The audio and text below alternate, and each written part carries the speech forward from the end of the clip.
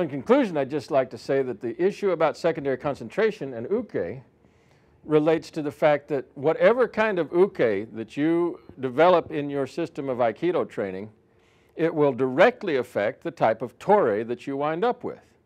If you have an uke that in some cases they're way, way overreactive, so you see cases where the guy is standing at great distances and I just make a big gesture, and then the startling power of that gesture throws the guy down. Well, that takes us into, I'm sure they have some rationales behind that make sense to them and that deals with what that's all about. But if you try to take that out into realistic application for law enforcement or military use or a self-defense situation, you know, it would be a low percentage chance of that sort of technique working. Now, in terms of the other extreme on the table, you got somebody who's using full secondary concentration. They're acting as an attacker like a defender at the same time. They're basically in a sporting competitive mode with you.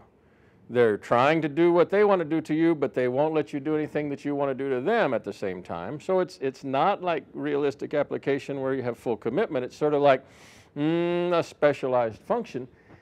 If you have that sort of thing, then tore winds up having to do a lot more activation, has to be more responsible and more delivery of energy has to be more intense to get the job done.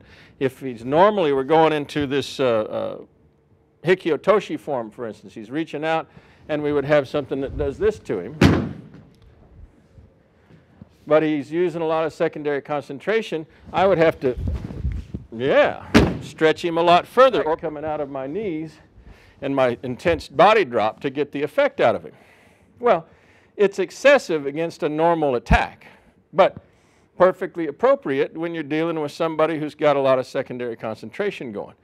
And so it's useful to know, but you probably don't need to live there for your full-time application. That sporting context makes sense in its own paradigm as well, and I understand why they wind up. What this all rolls around to is to say, let's go back to the very beginning and look at the Yankata thing again.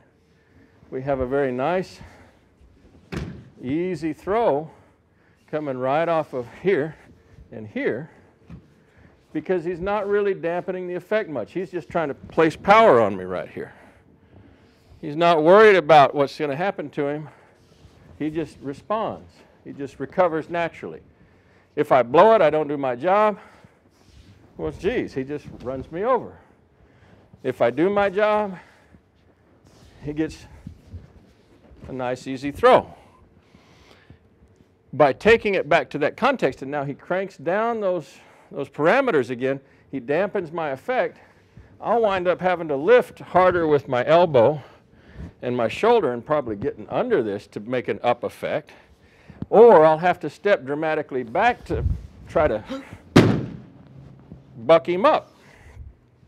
Very common form of application you see done under the conditions where you have ukes all the time resisting. But it makes for a very kind of a very stop and go feeling of kata. It lacks the fluidity. And the fluidity itself only exists in the paradigm where ukes are attacking in a smooth moving form, like that. It comes to the outside, we have the same kind of thing. Good. Number 2. There we go. There we go. Good. Again, he tightens that back down. He makes that to, a very static sort of feeling, he uses his isometrics and he does secondary concentration. We do the same technique. And yeah, I have to really deliver a lot of energy, more than that even. I have to go here and then big step to get him to go. So you wind up building your tore around a paradigm of resistance that's really not going to allow for that fluid movement to occur. Everything becomes very hard and stop and go, and lots more rigidity in tore's functions to try to overcome the resistant activity. And you lose out on some of the really nice application, the timing. touch, touch, right there. Touch, touch, right here. These light touches, going back to the very beginning, touch, touch, touch. Matching his rise and fall are what I'm going to get into as we look at Yankata. So, thank you very much.